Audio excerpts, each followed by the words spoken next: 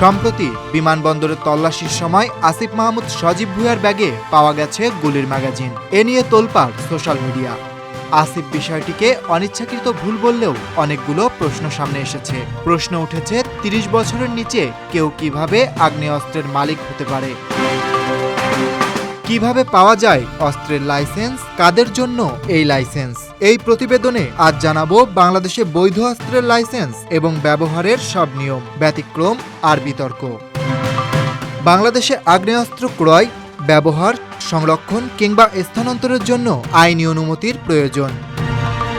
এ সংক্রান্ত সবকিছুই পরিচালিত হয় 1878 সালের আর্মস অ্যাক্ট, 1924 সালের আর্মস রুল এবং সর্বশেষ 2016 সালের আগ্নেয়াস্ত্র লাইসেন্স প্রদান, নবায়ন ও ব্যবহার নীতিমালা অনুসারে।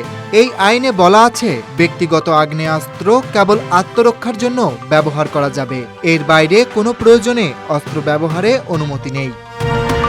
কে পেতে পারেন অস্ত্রের লাইসেন্স? 2016 সালের নীতিমালা অনুসারে ব্যক্তি পর্যায়ে লাইসেন্স পেতে হলে তাকে অবশ্যই হতে হবে বাংলাদেশি নাগরিক। বয়স হতে হবে 30 থেকে 70 বছরের মধ্যে। তবে শর্টগান বা এনপিবি রাইফেল লাইসেন্সের ক্ষেত্রে বয়সসীমা হতে হবে 25 থেকে 70 বছর। এছাড়া অস্ত্রের লাইসেন্সের জন্য তাকে শারীরিক ও মানসিকভাবে সুস্থ হতে হবে। নীতিমালা অনুযায়ী ব্যক্তি পর্যায়ে আবেদনকারীকে টানা 3 বছর 3 লাখ টাকা আয়কর দিতে হবে পিস্তল বা রিভলভারের জন্য, আর শর্টগানের জন্য ধার্য করা হয়েছে 1 লাখ টাকা। বিদেশি আয় ও রেমিটেন্সের ভিত্তিতে আবেদন করলে প্রতি বছর কমপক্ষে 12 লাখ টাকার রেমিটেন্স এবং বিদেশে আয়কর প্রদানের প্রমাণপত্র দেখাতে হবে। কারা পাচ্ছেন বাড়তি সুবিধা? নীতিমালার 32 নম্বর ধারায় কিছু বিশেষ শ্রেণীর নাগরিকদের জন্য কর্মৌকুব সহ বাড়তি সুবিধা রাখা হয়েছে, যেমন স্পিকার, ডেপুটি স্পিকার, মন্ত্রী, প্রতিমন্ত্রী, উপমন্ত্রী ও সংসদ সদস্য, মেয়র, উপজেলা চেয়ারম্যান, জেলা প্রশাসক, বিচারপতি, মুক্তিযোদ্ধা, উচ্চপদস্থ সরকারি ও সামরিক কর্মকর্তা এবং জাতীয় দলের শুটাররা। এই তালিকায় থাকা কারো জন্য বয়সসীমার কোনো বাধ্যবাধকতা নেই। লাইসেন্স প্রক্রিয়া কেমন? লাইসেন্স ইস্যুর পুরো বিষয়টি দেখেন জেলা ম্যাজিস্ট্রেট। শর্টগান বা রাইফেলের লাইসেন্স তিনি নিজেই যাচাই করে দিতে পারেন, তবে পিস্তল বা রিভলভারের লাইসেন্সের জন্য সুপারিশ পাঠান স্বরাষ্ট্র মন্ত্রণালয়ে। মন্ত্রণালয় অনুমতি দিলে তবেই লাইসেন্স ইস্যু করা হয়। এছাড়া প্রতিটি জেলার অস্ত্রের তথ্য জেলা প্রশাসকের অফিসে রেকর্ড করা বাধ্যতামূলক। অস্ত্র ব্যবহার, পরীক্ষা ও গুলির হিসাব।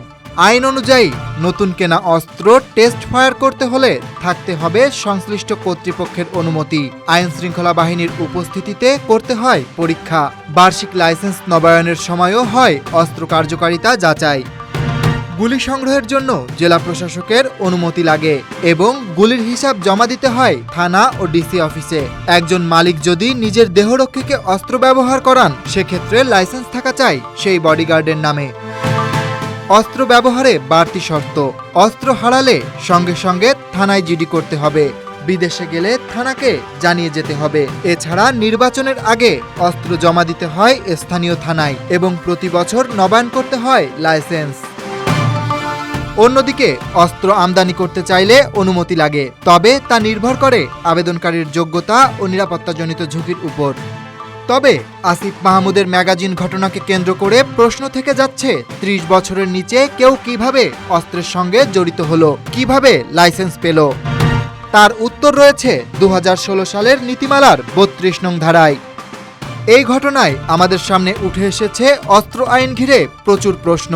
বাংলাদেশে আগ্নেয়াস্ত্র রাখা আইনসম্মত হলেও সেটার ব্যবহার কতটা নিরাপদ তা নির্ভর করে মালিকের মানসিকতা, উদ্দেশ্য এবং প্রশিক্ষণের উপর। Aritra Basu, desk report.